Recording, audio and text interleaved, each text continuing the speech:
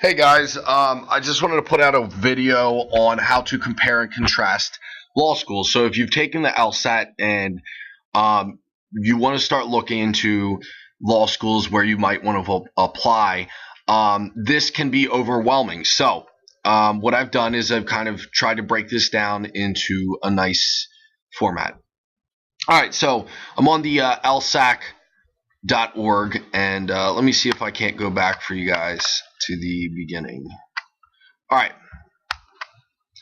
so come to LSAC. I'm going to sign in to my account. Over here, I'm going to go to Apply Overview.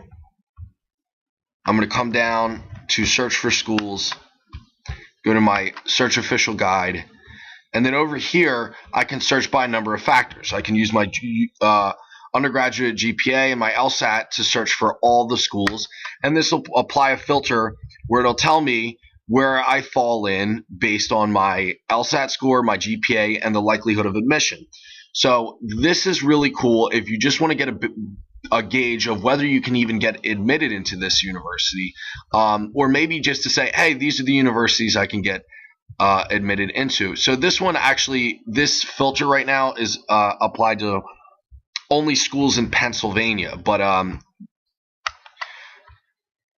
we can change that filter,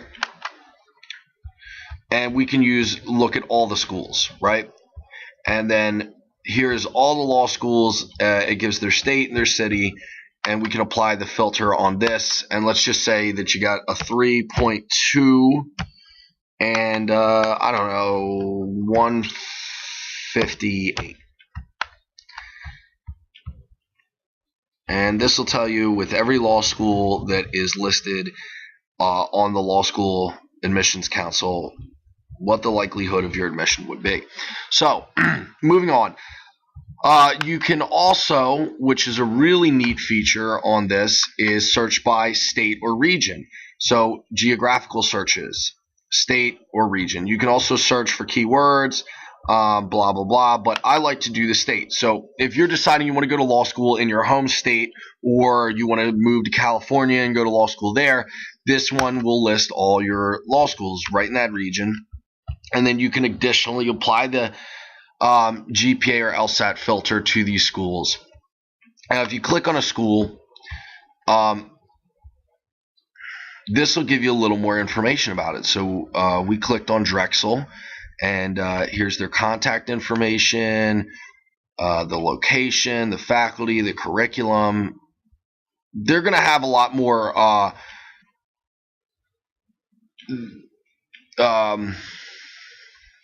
generic information about the school. So here we see a little graph that'll tell you what the likelihood of admission is, and even give you a little more idea of where you can literally say, okay, I'm here, I'm here, I'm here, better than just the generic GPA and LSAT filter. So now we have that. Let's say that you found some schools you like, and that was not enough detailed information for you.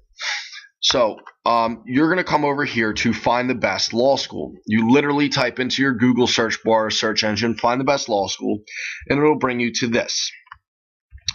Right here, it lists all the law schools that it has, a total of 201, from 1 to 201. And it'll give you their rank. Now, their rank is going to be different from the other U.S. News or top 100 law schools ranking, but they're all really basically similar. And you can even do this up here, which is cool, and apply advanced table. And with the advanced table, you have the acceptance rate, the median LSAT, the median GPA, tuition, employment, graduation. Now, on top of which, over here in this left-hand search bar, you can look through state, you can type in a name, you can look at only law schools with your particular area of interest.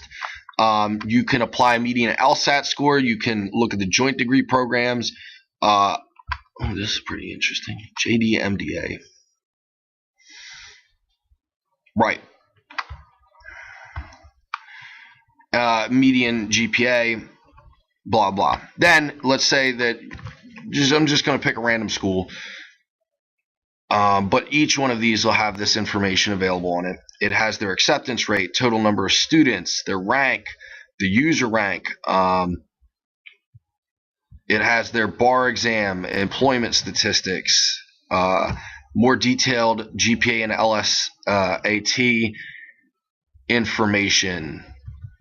It even goes into more detailed matriculation attrition rates. So attrition being people that leave, 17 people transfer in, 2 people transferred out. So that's important. They have student housing. The living expense is $21,000. This is a little bit high, so that's something to consider. And tuition is $47,000 for an resident. That's another thing to look at. Their student to faculty ratio, gender demographics, ethnicity demographics, their library, employment statistics, bar exam. Now, this employment statistics is important to look at too. Total graduates, total employed, gives them a really high employment rate. And look at where they're being employed at. Only one solo practitioner and 116 in a 501 plus size firm. That means that a lot of people are going into these larger firms. They're probably making a lot more money. And then over here, we look at the industry, employment, government, clerkships, federal. So what we're able to see is that this being a little bit of a better school, they can kind of go into whatever industry sector they would like. Here's some faculty information, and then again, here's their location, the street view. So that's definitely a lot more relevant information. Now, I think it's important to look at the employment statistics. So I typed into my Google search bar American Bar Association, the ABA, employment statistics or employment data, and it comes over here and you can select a school. I'm going to select my school, University of Pittsburgh, class 2013, probably be the most relevant data. And then I click right here and it has some more information. So in the last thing, if we look over here, it's kind of ambiguous as to, okay, this is obviously not the total 215 people or 209 employed. What happens is some people are employed in professional positions or JD Advantage, so they're not even using, technically, they're not even using their JD. However, we look at University of Pittsburgh, full-time, long-term jobs, 135. That's a decent amount. Full-time, so, we can look at their literal employment statistics, and I think it's really good to look at here. And then again, they have the employment type, where these people are getting employed. So this is actually a pretty diverse range. A lot of business and industry, decent amount in the rest. So Pitt seems like it's a good enough school that you can get a full-time job and get it in an industry you want to go into. With a firm size, if you do well, you can get into a very large size firm, and there's still employment for people coming out of the school. So there's all this cool information, and then it kind of has explanations as to what literally the JD Advantage means.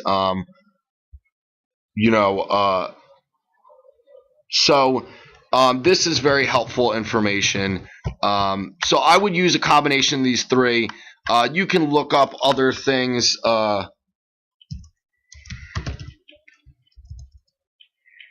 Like if we look up law school rankings, U.S. News,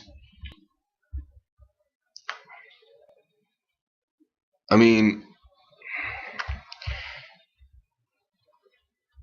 they have a decent